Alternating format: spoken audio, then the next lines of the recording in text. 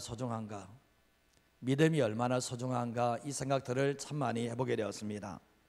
우리가 소망도 사랑도 믿음에서 출발한다는 것을 알게 되잖아요. 처음부터 소망을 가진 사람이 없고 처음부터 사랑할 수 있는 사람이 없잖아요.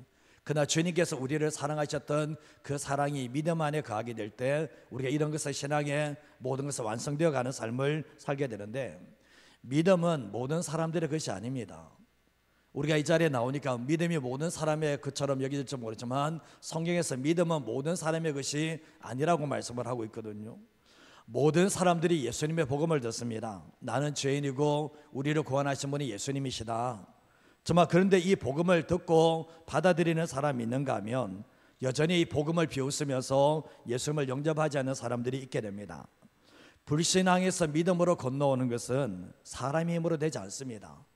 불신앙에서 믿음으로 건너오는 것은 어떤 사람들은 복음을 듣고 영접하고 어떤 사람들은 복음을 듣고 영접하지 못하는, 이것은 사람의 힘으로는, 사람의 머리로는 되지 않는다는 것을 깨닫게 됩니다. 그래서 우리가 예수님을 믿은 것이 하나님의 은혜라고 말하는 것이 뭐냐 보면, 내 머리로는 믿을 수 없는 상황들을 성령 하나님께서 믿게 하셔서, 하나님의 은혜를 믿게 하셔서 우리가 하나님의 자녀가 되었다는 것을 부인할 수는 없는 겁니다. 근데 이제 교회에 나왔다가 떠나는 사람들을 보면 참 안타깝습니다. 보면 교회를 그렇게 오래 다녔는데도 불구하고 믿음이 자리 잡지를 못했던 거예요. 신앙이 자리 잡기 전에 도망가 버린 거죠. 사실은 저도 이렇게 교회를 다니고 이 사역을 하면서 이렇게 다니다 보면 이전에 교회 나왔던 분들을 보거든요. 근데 마음이 참 안타까워요. 사실은 조금만 더 버티면 될 걸, 조금만 더 기다리면 될 걸, 주님이 찾아가실 거 생각하는데 복음이 들어가서 예수님의 믿음이 자리 잡기 전에 나가버리기 때문에 결국은 뭐죠? 이전의 신앙보다 더 못한 그런 모습으로 떨어지는 모습을 보게 됩니다. 우리가 신앙이 들어오면서 그래도 내가 예수님을 따르는 제자가 되기를 원하는 마음이 있고 그것을 위해서 기도한다는 것 자체가 이게 너무나 대단하다는 거죠. 되돌아보면 우리가 정말 예수 믿고 난 뒤에 하나님의 말씀이 우리 안에 들어오면서 세상 속에서 예수님의 제자로 살기를 원하고 안 되는 내 모습을 보면서 주님께 되게 해달라고 기도하는 그 자체가 얼마나 복된지 모른다는 거죠. 우리가 가만히 생각해 보면 하나님의 말씀이 들어가는 사람들은 그 말씀대로 살아가지 못하는 내 자신을 보기 때문에 하나님께 도움을 요청할 수밖에 없다는 거죠. 왜냐하면 신앙은 저절로 되는 것도 아니고 내 열심만으로 되는 것도 아니기 때문에 주님께 도움을 요청하게 되는데, 주님께 참 감사한 것은 그 우리의 작은 기도를 들으신다는 거예요. 주님의 뜻대로 살지 못하는 내 연약함도 들으시고 주님의 뜻대로 살고자 하는 그런 간절한 소원을 들으시고 내가 기도한 것보다 더 하나님께서 은혜 베푸셔서 주님의 길로 인도하시는 것들을 경험하게 됩니다. 성경에서 보면 예수님을 따르는 사람이 두 종류로 나눈다면 무리가 있고 제자가 있다고 말씀했잖아요. 그러나 무리의 삶과 제자의 삶은 전혀 다르겠는데, 무리들은 주님께 얼마나 받았는지를 잘 아는 것이 무리라면, 제자들은 받은 은혜와 사랑을 갚기 위해서 주님과 함께 주님을 위해서 살고자 하는 것이 바로 제자들의 모습이라는 것을 알게 되는 거예요. 무리들은 병이 나았네, 기적을 경험했네, 축복을 받았네, 얼마나 많이 받았는가에 초점을 두게 되지만 제자들은 그 받은 은혜가 하나님의 은혜라는 것을 알기 때문에 그것에 보답하고자 하는 마음으로 주님을 따라가는 사람들이 진짜 제자라는 것을 말씀을 통해서 보게 됩니다. 우리 인생의 마지막이 찾아올 겁니다. 근데 우리가 마지막 시점 속에서 미련 없이 후회 없이 세상을 떠나야 되는데, 미련 없이 후회 없이 떠나려면 잘 준비해야 된다는 것을 알게 됩니다. 그러면 우리가 잘 준비한다는 것이 누구에게서 배우나 보면 예수님에게서 배우셔야 되는데, 우리가 세상에서 예수님께서 배우는 게 아니라 세상에서 배운다면 그 사람은 반드시 그리스도인으로 후회를 남길 수밖에 없다라는 거죠. 우리가 무엇이 중요한지, 무엇을 붙잡아야 되는지를 배워야 되는데, 어제 말씀 보면 예수님께서 정말 이 예수님께서 십자가의 죽음이 정말 영광이라고 말씀을 하면서 결국 뭡니까? 아버지를 영광스럽게 하옵소서라고 기도를 하는 모습을 보게 됩니다. 오늘 이 새벽에 감사한금 중에 이게 있거든요. 아버지를 영화롭게 하게 하옵소서. 우리의 삶을 살아갈 때 이런 기도를 하십니까? 정말 아버지를 영화롭게 해달라고. 예수님께서 자기의 죽음을 통해서 아버지를 영화롭게 했다는 거면 우리의 삶 속에서도 나의 축복을 통해서 아버지를 영화롭게 하는 게 아니라 내가 자기 십자가를 지고 주님을 따라가는 삶 속에서 아버지를 영화롭게 할 수 있는데, 우리의 삶 속에 정말 기도할 때마다 예수님의 삶의 목적이, 이유가 아버지를 영화롭게 하는 것처럼 내 삶 속에 하루를 시작할 때 이것 달라 저것 달라 하기보다는 아버지를 영화롭게 하옵소서라는 기도를 올릴 수 있다면 하루의 삶 자체가 나에게 초점을 두는 게 아니라 하나님께 초점을 두는 삶을 살아갈 수가 있게 됩니다. 근데 예수님께서는 십자가의 죽음 앞에서도 동일하잖아요. 우리도 그래야 되지 않습니까? 우리가 어쩌면 잠시 흔들릴 수는 있어도 무너지지 말아야 될 게 뭐냐면, 우리의 삶의 기준, 우리의 삶의 목적은 아버지를 영화롭게 하는 것에 초점을 둬야 된다는 것을 기억하시면서 기도하시면서 살아가셔야 된다는 거죠. 그리고 어제 말씀드린 것처럼 선택과 집중을 해야 된다. 예수님께서, 아버지께서 내게 주신 일을, 내게 맡기신 일을 내가 다 이루어서 아버지를 영화롭게 했다라고 말씀하고 있거든요. 예수님에게도 시간은 24시간밖에 없어요. 예수님도 주무셔야 되고 기도하셔야 다 하거든, 사역을 다 하시는데 예수님은 선택과 집중을 하신다는 거죠.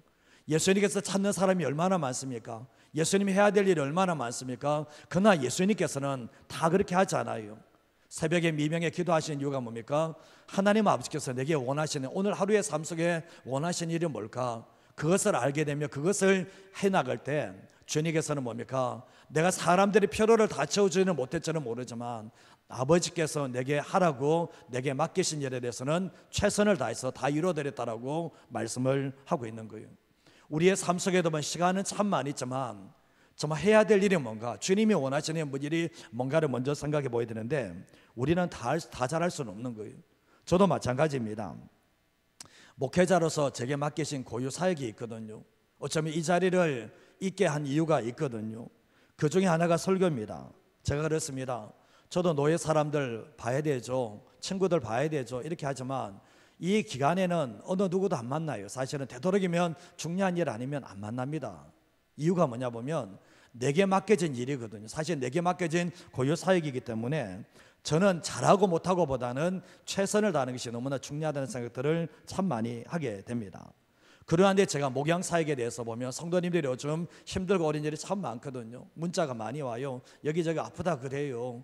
그러면 사실은 보면 이전에는 제가 이런 부분에 대해서는 잘 몰랐어요. 제가 아프기 전까지는 잘 몰랐는데 어느 순간에 저도 제 수술하고 이렇게 하다 보니까 성도님들이 아프다 그러면 저도 마음이 참 힘들어요.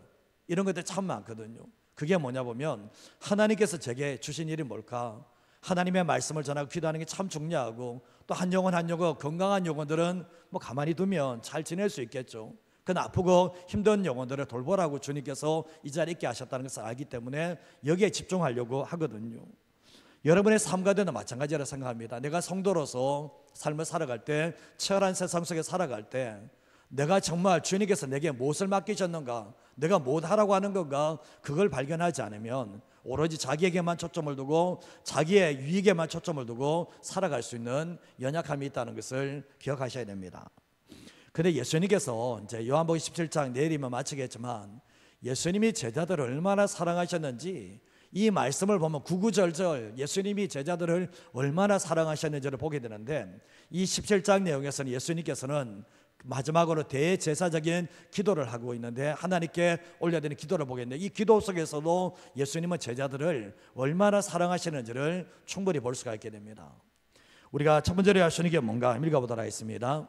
예수님은 마지막 순간까지 자기 사람들을 사랑하기에 아버지께 부탁하십니다. 저 구절이 왜 떠있죠 갑자기? 자, 예수님은 마지막 순간까지 자기 사람들을 사랑하기에 아버지께 부탁하신다는 거예요. 예수님이 제자들을 얼마나 사랑하시는지 아끼는지 이 마지막 순간에 선명하게 나타납니다. 예수님께서 함께 계실 때, 제자들과 함께 있을 때 제자들이 참 이게 잘 못 느꼈을 수도 있거든요. 근데 마지막 이 보면 요한복음 13장부터 17장 내용을 보면 예수님께서 제자들을 그동안 얼마나 사랑하셨는지를 충분히 우리가 볼 수가 있습니다. 예수님은 제자들의 연약함을 아시잖아요. 자신을 부인하고 자신을 저주하고 도망갈 것 다 하셨잖아요. 여러분 같으면 사랑을 다 쏟았는데 저주하고 도망하고 부인한 이런 일들이 있으면 다시는 너 안 본다, 다시는 너 사랑 안 해, 이런 마음을 가질 수가 있는데, 근데 예수님께서는 뭡니까? 더 이상 사랑할 수 없을 만큼, 저 사람이 나를 사랑하든 사랑하지 않든 더 이상 사랑할 수 없을 만큼 사랑하기 때문에 후회가 없으시다는 것을 알게 됩니다. 누가복음 23장 46절 말씀에도 보면 예수님께서 큰 소리로 불러 이르시는데, 아버지 내 영혼을 아버지 손에 부탁하나이다 하고 이 말씀을 하고 이제 숨지셨다라고 말씀을 하고 있거든요. 예수님이 십자가 위에서 큰 소리로 외치는 마지막 외침이 뭡니까? 아버지 내 영혼을 아버지 손에 부탁하나이다, 이 마지막 고백을 하는데, 결국은 이 예수님에게도 자신의 영혼을 맡길 수 있는 아버지가 있다는 것, 자신의 영혼을 맡길 수 있는 아버지가 있다는 것이 얼마나 복인지를 알게 되잖아요. 하나님 아버지께서 자기를 얼마나 사랑하신지를 알기 때문에 마지막 순간에 아버지 이름을 부르면서 아버지에게 자신의 영혼을 맡겨드리는 모습을 보게 됩니다. 아버지 하나님께서는 아들의 고백대로 그 영혼을 받아주시는 하나님의 역사가 있게 되었죠. 요한복음 13장 1절 말씀에도 보면 우리가 읽었지만 6월절 전에 예수께서 자기가 세상을 떠나 아버지께로 돌아가실 때가 이른 줄 아시고 세상에 있는 자기 사람들을 사랑하시되 끝까지 사랑하셨다. 그냥 사랑하셨다라고 하면 되는데 끝까지 사랑하셨다라는 말을 하고 있는데 그 증거가 있죠. 예수님께서는 종의 모습으로 제자들의 더러운 발을 다 씻겨주십니다. 제자들을 위해서라면 못하실 일이 없는 거죠. 왜냐 그렇습니까? 사랑하는 사람을 위해서 못할 일이 없는 것처럼 제자들을 사랑하기 때문에 친히 종의 모습으로 제자들을 섬겨주시는 그러한 낮아짐의 모습을 보게 됩니다. 사랑은 낮아지게 만들고 사랑은 섬긴다는 것을 말씀하고 계시는데, 예수님께서 내가 너희를 사랑한 것 같이 너희도 좀 사랑했으면 좋겠다, 정말 내가 너희를 사랑한 것처럼 너희도 나를 사랑했으면 좋겠다, 그 마음을 드러내셨죠. 근데 오늘 요한복음 17장 11절 말씀에 보면 나는 세상에 더 있지 않다, 계속해서 말씀하는 게 뭡니까? 나는 세상에 있지 않다, 세상을 떠나야 된다, 이 말씀을 하거든요. 그러나 그들은 세상에 있고 나는 아버지께로 가옵나니 거룩하신 아버지요 내게 주신 아버지의 이름으로 그들을 보존하사 우리와 같이 그들도 하나가 되게 해달라고 요청을 합니다. 예수님의 입장에서는 자기는 떠나가야 되는데 제자는 남아있잖아요. 근데 그 남아있는 제자들을 위해서 정말 하나님 앞에 기도하는 게 뭡니까? 거룩하신 아버지요 내게 주신 아버지의 이름으로 이들을 보존해 달라고, 정말 간절하게 기도하는 게 뭡니까? 아버지의 이름으로 이들을 지켜달라고, 보호해달라고 기도하시는 모습을 봅니다. 12절 말씀에도 보면 내가 그들과 함께 있을 때 내게 주신 아버지의 이름으로 그들을 내가 보존하고 지켰다는 거예요. 떠나시니까 아버지께 부탁하면서 아버지들을 지켜달라고 얘기하면서 내가 이들과 함께 있을 때는 내게 주신 아버지의 이름으로 내가 그들을 보존하고 내가 지켰습니다. 이제 떠나가니까 아버지께서 지켜달라고 요청을 하는데, 그 중에 하나도 멸망하지 않고 다만 멸망의 자식뿐이 오니 이는 성경을 응하게 함이니이다 라고 말씀하고 있죠.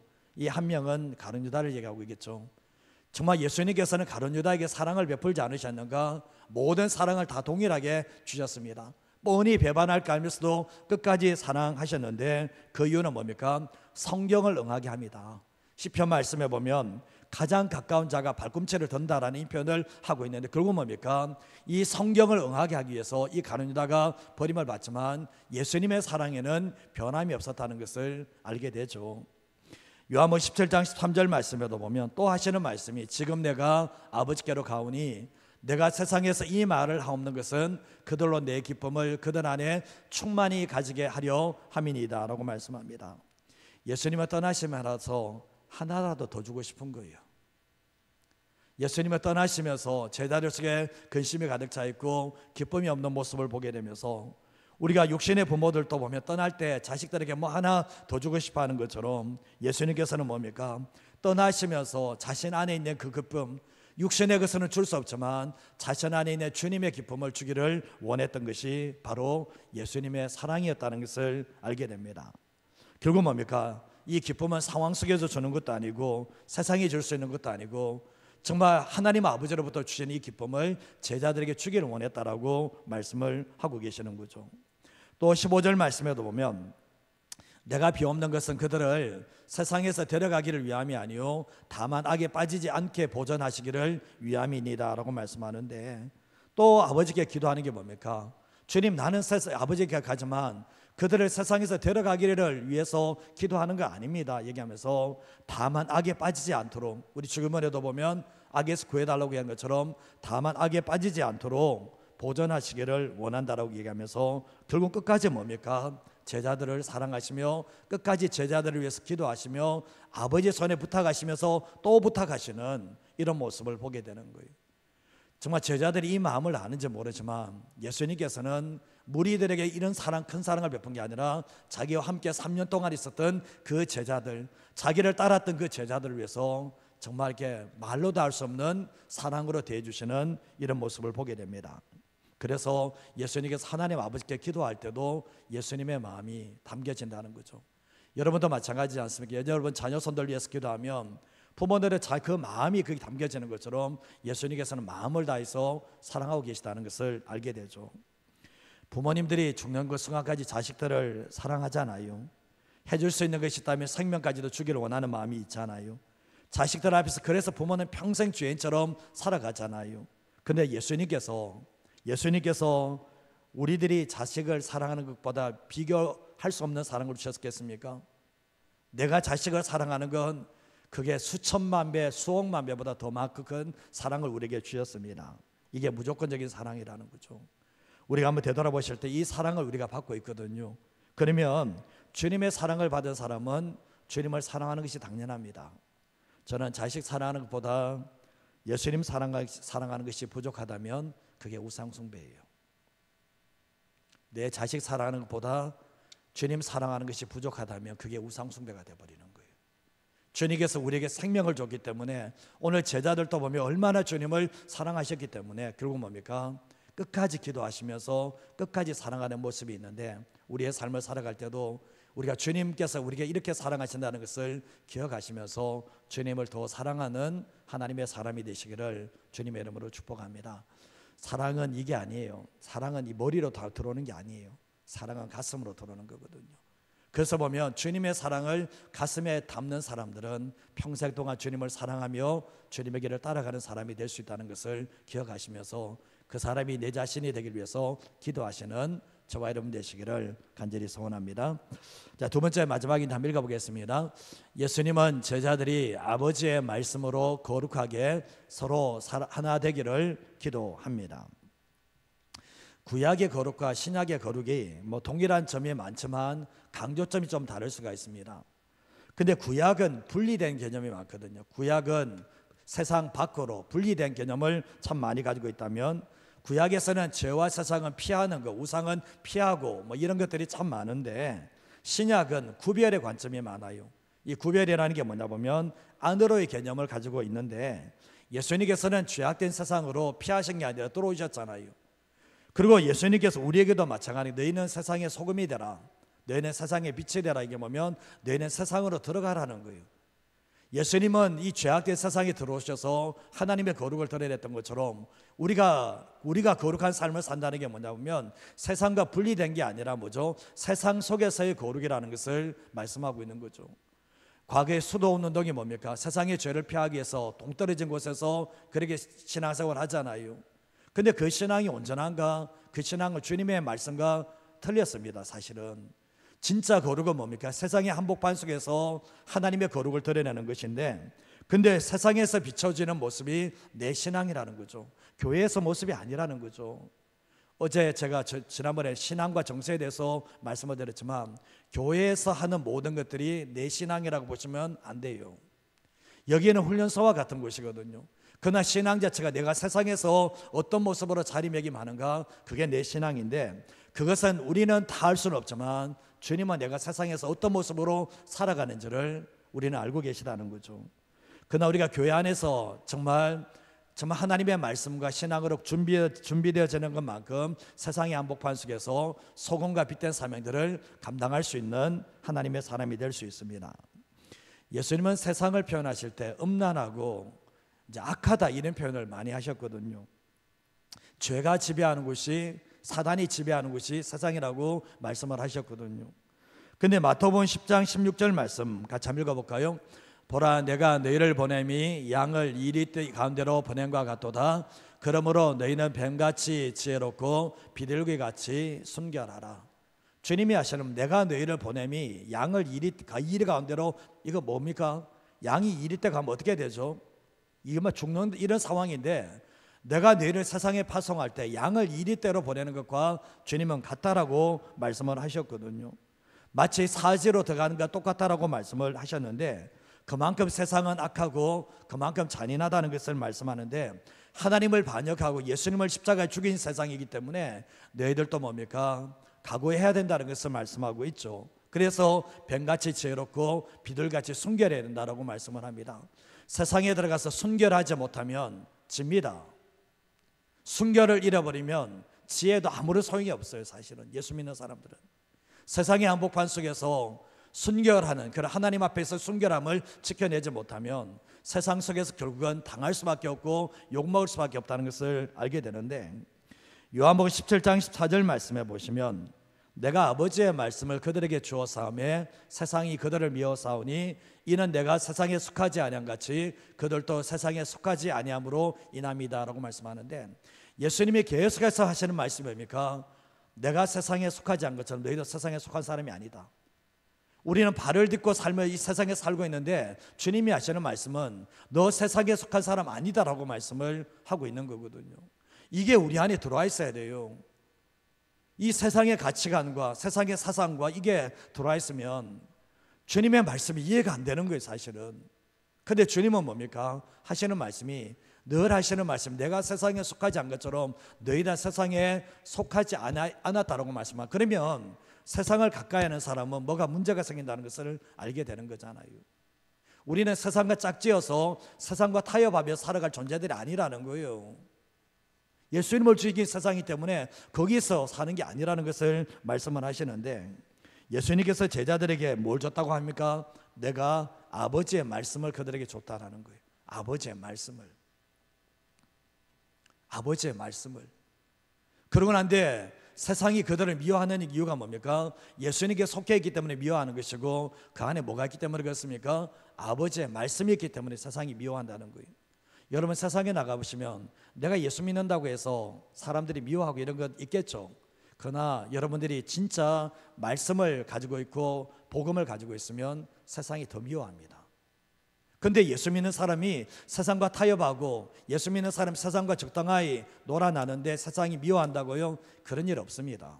그러나 여러분들이 세상 속에서 하나님의 말씀을 지켜내기 위해서 몸부림친다면 세상이 여러분들을 당연하게 미워할 수밖에 없는 것이 말씀으로 오신 예수님을 세상이 미워했던 것처럼 말씀을 가진 성도들을 세상은 미워할 수밖에 없다는 것을 말씀하고 있죠. 근데 결국 뭡니까? 정말 요한복음 17장 16절과 17절 말씀도 같이 한번 읽어보겠습니다. 내가 세상에 속하지 아니함 같이 그들도 세상에 속하지 아니하였사옵나이다. 그들을 진리로 거룩하게 하옵소서. 아버지의 말씀은 진리니이다. 계속해서 반복하십니다. 16절 말씀에도 내가 세상에 속하지 않같이 그들도 세상에 속하지 않았다. 사실은 이 정도 들어버리면 어떻게 됩니까? 각인돼야 됩니다. 각인돼야 돼요. 우리도 정말 이 말씀을 들으면 우리도 각인돼야 되는 거죠. 그렇지 않습니까? 예수님이 내가 세상에 속하지 않은 같이 너희도 세상에 속하지 않았다. 이게 각인되어져야 된다는 것을 알게 되는데 그래서 우리가 삶을 살아갈 때도 정말 이 주님 말씀에 17절 말씀에 그들을 뭐로 거룩하게 해달라고 합니까? 진리로 거룩하게 해달라고. 우리가 예수님의 십자가의 피로 거룩함을 받은 사람들이 또다시 거룩을 입어야 될 게 뭡니까? 하나님의 말씀 진리로 거룩함을 입어야 된다라고 말씀을 하고 있는 거죠. 그러나 우리가 세상 속에 살다 보면 예수님의 피로 거듭난 사람들이 하나님의 말씀으로 거룩해지는 삶을 노력하지 않으면 우리의 영혼이 결국 뭡니까? 거룩의 삶을 살아가지 못한다는 것을 모르는 사람은 없습니다. 내가 예수 믿었다고 다 된다고요? 안 돼요. 그걸로는 안 돼요. 그래서 하나님의 말씀으로 우리를 거룩하게 하는 작업을 해야 되는데 아버지의 말씀만이 진리라고 분명히 말씀을 하고 있는 거죠. 현대 성경에서는 17장 19절 이렇게 되어 있는데 같이 한번 읽어보도록 할까요? 내가 이들을 위하여 내 자신을 바치는 것은 이들도 진리를 위해 자신을 바칠 수 있도록 하려는 것입니다. 예수님께서 내가 이 제자들을 위해서 내 자신을 바치는 이유가 이들도 뭐를 위해서요? 진리를 위해서 자신을 바칠 수 있도록 하기 위해서 이렇게 한다라고 말씀을 하고 있는 거예요. 결국 뭡니까? 진리로 거룩함을 받은 사람들이 진리를 통해서 진리를 위해서 자기를 드릴 수 있는 삶으로 이끌어 가도록 하기 위해서 예수님이 기도하시는 모습을 보게 됩니다. 우리의 삶을 살아갈 때도 마찬가지입니다. 우리의 삶에 예수 믿는 사람들이 아버지의 말씀으로 무장하지 않으면 절대로 세상 속에서 거룩한 삶을 살아가지 못하고 진리를 위해서 자기의 목숨을 던지는 삶이 아니라 생존을 위해서 자기의 인생을 던지는 삶을 살아갈 수밖에 없습니다. 예수 믿는 사람 마지막 인생 끝났을 때 두 종류로 딱 나눠집니다. 생존을 위해서 자기 인생을 살았는가, 아니면 진리를 위해서 자기 인생을 살았는가. 자기 자신에 대해서 너무 과대평가하지 마시고요, 자기 자신에 너무 과소평가도 하지 마시고 정확히 내 자신을 보셔야 돼요. 내 지난 삶을 뭘 위해서 삶을 살았는가, 정말 진리를 위해서 내가 내 자신을 바치는 삶을 살았는가, 아니면 먹고 마시는 이 생존에 모두 다 초점을 두고 그게 삶을 살았는가 한번 되돌아보시면서 살아가셔야 되는데, 예수님이 제자들에게 원하셨던 것은 내 자신을 너희를 위해서 바치는 이유가 뭔지 아나? 너희도 진리를 위해서 너 자신을 바치기 위함이라고 주님께서 분명히 말씀하고 계십니다. 디모데후서 3장 16절과 17절 말씀에도 보면 모든 성경은 하나님의 감동으로 됐다, 교훈과 책망과 바르게 함과 의로 교육하기에 유익하다고 말씀하시며, 17절 말씀 보시면 이는 하나님의 사람으로 온전하게 하며 모든 선한 일을 행할 수 있는 능력이 어디에서 온다고요? 말씀에서 온다라고 말씀하는 거예요. 말씀에서 온다. 하나님의 사람으로 온전하게 하는 건, 하나님의 사람으로 거룩하게 만드는 건, 하나님의 사람으로 모든 선한 일을 행할 수 있는 능력이 말씀에서 온다. 그러면 말씀이 떠났다 그러면 이미 하나님의 사람으로 온전하게 되는 일과 하나님의 일을 감당할 수 있는 선한 능력이 그 안에서 일어나지 않는다는 것을 알게 되는 거예요. 제가 그런 얘기 하잖아요. 성도의 삶의 전공은 말씀이에요.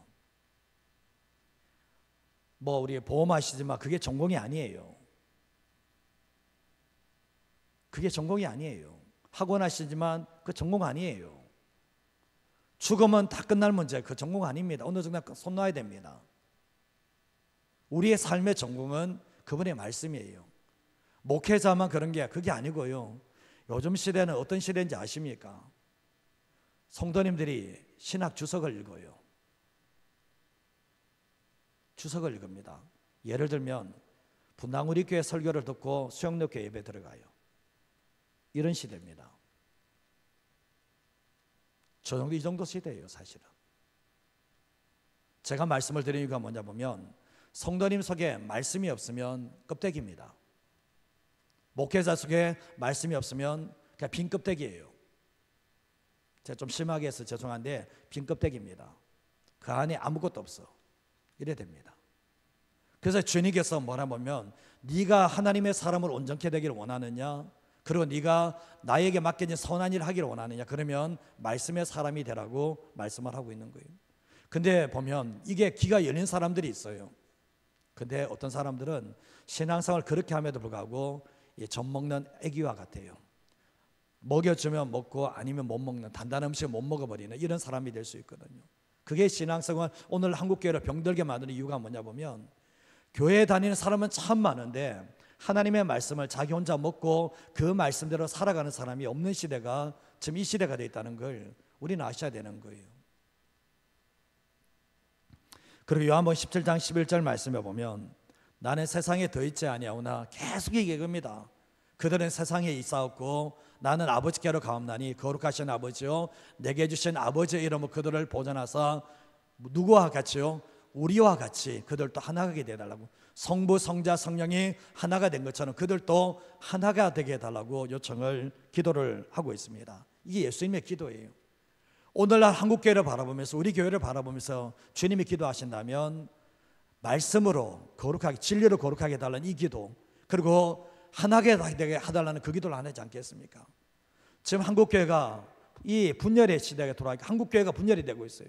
예수 안에서 얼마든지 하나 될 수가 있는데 복음 안에서 하나가 되는데 이제 분열된 이 모습이 너무나 많습니다. 우리 교회 안에서도 마찬가지지 않습니까? 주님이 원할 게 뭘까요? 주의 교회가 진리로 거룩하게 된과 동시에 정말 우리와 같이 그들도 하나가 되게 해달라고 하는데, 하나 되면 뭡니까? 겸손한 마음이 없으면, 섬김의 마음이 없으면, 희생의 마음이 없으면 안 된다는 것을 우리가 알게 되는 거죠. 교회 안에 중직을 세운 이유가 있습니다. 중직을 세운 이유가 있습니다. 중직은 하나 되게 하기 위해서 중직이 있는 거예요. 중직은 섬김을 통해 희생을 통해서 하나 되게 만드는 그 역할들이 직분자들의 해야 될 몫이라는 것을 알게 되잖아요. 결국은 세상적인 사랑으로는 하나 될 수가 없는 거예요. 예수님의 사랑 안에 있을 때, 성령님 안에 있을 때 하나가 될 수 있는 것이지, 그게 아니면 안 된다는 걸 알게 되죠.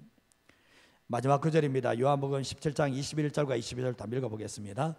아버지여, 아버지께서 내 안에, 내가 아버지 안에 있는 같이 그들도 다 하나가 되어 우리 안에 있게 하사 세상으로 아버지께서 나를 보내신 것을 믿게 하옵소서. 내게 주신 영광을 내가 그들에게 주었사오니 이는 우리가 하나 되가 된 것 같이 그들도 하나가 되게 하려 함이니이다. 이 말씀에 여기에서 세 번이나 반복하는 게 뭡니까? 이 세 번에 반복한 게 하나가 되게 해달라고 요청을 합니다. 예수님께서는. 지금 제자들이 하나가 됩니까? 예수님이 계시는데 하나가 돼요? 서로가 시기하고 질투하고 어뜸되려고 하는데 어떻게 하나가 될 수 있는 거예요?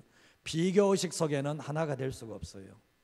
내가 시기와 질투가 있는 이상은 하나됨을 이루지 못해요. 예를 들면 내 자식이 남의 자식보다 더 잘 되기를 원한다, 이 마음을 가진 사람들은 공동체 안에서 하나 되기 힘들어요. 하나 되기 힘들어요. 내가 자네보다 더 잘 되기 원하는데 어떻게 시기 질투가 있는데 어떻게 하나 될 수는 없는 거잖아요. 되돌아보시면 그렇지 않습니까? 제자들도 그렇지 않습니까? 마지막 순간에 본색이 드러나는 거죠. 내가 3년 동안 예수님 따라왔는데 내가 저보다 더 헌신했다고 생각하는데 내가 저보다 더 먼저 돼야지, 하나 될 수가 없는 거예요. 예수님께서 계속해서 반복을 기도하는 게 뭐냐 보면 하나가 되게 해달라고 요청을 합니다. 우리가 이 교회는 우주적인 교회거든요. 우주적인 교회가 뭡니까? 하나라는 거죠. 하나라는 거죠. 교회는 옆에 있는 교회가 잘 되기를 원하고 우리가 옆에 있는 축복해 주는 것도 우리가 해야 될 몫이거든요, 사실은. 근데 성경 말씀에 보면 헤롯과 빌라도는 전날의 원수였는데 예수 죽이는 데는 하나가 돼요. 친구가 돼요. 헤롯과 빌라도가 전날의 원수였는데 예수 죽이는 데는 하나가 돼요. 예수 죽이는 데는 하나가 되는 거죠. 그러면 우리가 예수 믿는 사람들이 어떻게 됩니까? 우리가 진리로 거룩하게 입어야 되고 하나 되는 놀라운 역사가 일어날 때 뭡니까? 정말 주님의 놀라운 역사를 나타낼 수 있는 하나님의 사람이 될 수가 있는 겁니다. 자, 한번 보세요. 우리가 신앙생활 때 저도 그랬지만 나는 잘하고 있어, 나는 문제없어, 과연 그렇습니까?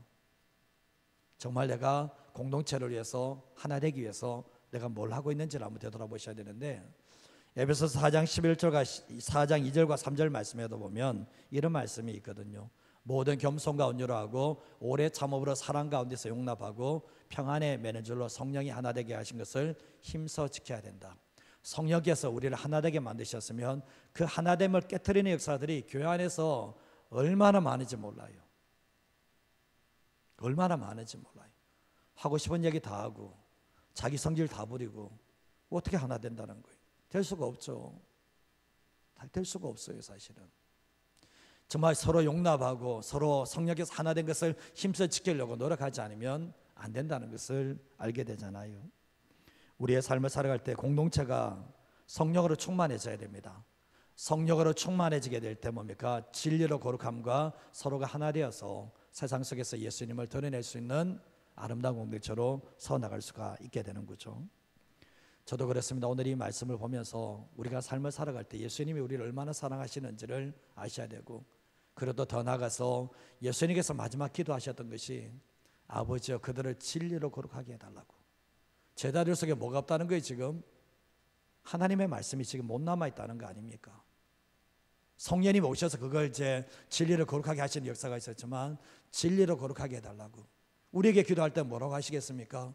너희가 세상 속에 살아갈 때 아버지의 말씀이 진리인데 진리로 거룩해져야 된다. 너희가 먼저 거룩해져야 된다. 그리고 거룩하지 않은 세상으로 들어가야 된다라고 말씀하시고, 그러고 난 뒤에 하시는 말씀은 세상은 서로가 우열을 가리며 서로 시기하며 질투하며 서로 얻어되기를 원하지만 너희들은 예수의 피로 하나 된 공동체라면 서로가 하나가 되어서 사랑으로 섬겨주는 공동체가 되어야 된다라고 말씀을 하고 있는 거예요. 그래서 이 말씀을 기억하시면서 우리가 좀 우리 교회가 거룩한 공동체, 또 하나 된 공동체가 되기 위해서 기도하시고 힘쓰실 수 있는 또 저와 여러분의 모습이 되시고, 나라와 민족이 분열되고 한국교회가 분열된 이런 상황 가운데서 예수 믿는 사람들이 진리로 거룩함을 입어서 우리 교회가 하나 되어서 세상을 변화시킬 수 있는 교회가 되기 위해서 기도하시는 저와 여러분 되시기를 주님의 이름으로 축복드립니다.